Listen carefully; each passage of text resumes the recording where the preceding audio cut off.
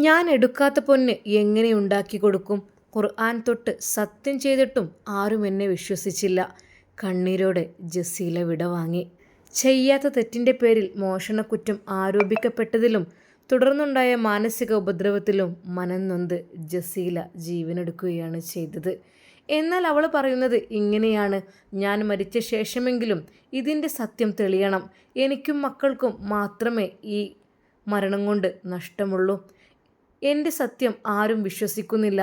എടുക്കാത്ത ആഭരണം ഞാൻ എങ്ങനെ തിരിച്ചു കൊടുക്കും എന്നായിരുന്നു അവൾ പറഞ്ഞത്. അയൽവാസിയുടെ 9.5 പവൻ സ്വർണം മോഷ്ടിച്ചുവെന്ന ആരോപണത്തെ തുടർന്നുണ്ടായ കടുത്ത മാനസിക സമ്മർദ്ദമാണ് മരണത്തിലേക്ക് നയിച്ചതെന്ന് ബന്ധുക്കൾ ആരോപിക്കുന്നു. മരണത്തിന് മുമ്പ് ജസീല ചിത്രീകരിച്ച ഹൃദയഭേദകമായ വീഡിയോ സന്ദേശം പുറത്തുവന്നു.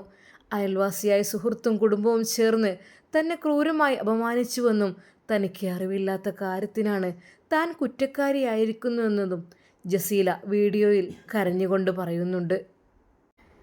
എൻ്റെ സത്യം ആരും വിശ്വസിക്കുന്നില്ല. എടുക്കാത്ത ആഭരണം ഞാൻ എങ്ങനെ തിരിച്ചു കൊടുക്കും?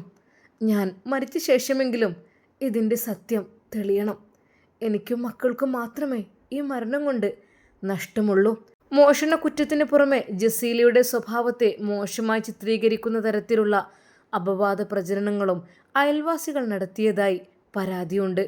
ഈ ആരോപണങ്ങൾ വിശ്വസിച്ച് ഭർത്താവും വീട്ടുകാരും തന്നെ മാനസികമായി ഉപദ്രവിച്ചുവെന്നും ജസീല വീഡിയോയിൽ വെളിപ്പെടുത്തി.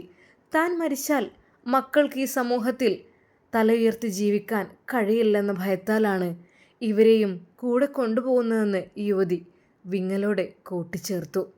നീതി അന്വേഷിച്ചു ചെന്നപ്പോൾ പോലീസ് തന്നെ കുറ്റക്കാരിയായി കാണാനാണ് ശ്രമിച്ചതെന്ന് ജസീല ആരോപിക്കുന്നു.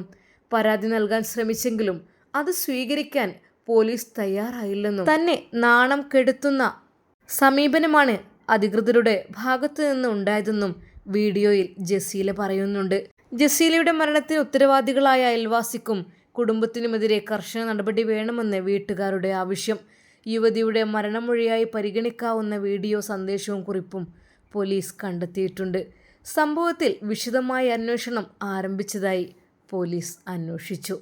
കട്ടവരെ കണ്ടില്ലെങ്കിൽ കണ്ടവരെ പിടിക്കുക എന്നുള്ള ചില ആളുകളുടെ സ്വഭാവം അത് തികച്ചും ഇതുപോലുള്ള മരണത്തിലേക്ക് ആളുകളെ നയിക്കാൻ കാരണമാകും. അത് ആ പാവൻ പെൺകുട്ടി ആഭരണങ്ങൾ എടുത്തു എന്ന് പറഞ്ഞ ആഭരണം അവരുടെ വീട്ടിൽ നിന്ന് തന്നെ കണ്ടെത്തി എന്നാണ് അറിയാൻ കഴിഞ്ഞത്. എന്തായാലും അവൾക്ക് നീതി കിട്ടട്ടെ എന്ന് നമുക്ക് പ്രാർത്ഥിക്കാം. അതുപോലെയുള്ള ആരോപണങ്ങളിൽ നിന്ന് പടച്ച റബ്ബ് നമ്മയും കാത്തുരക്ഷിക്കട്ടെ. ആമീൻ.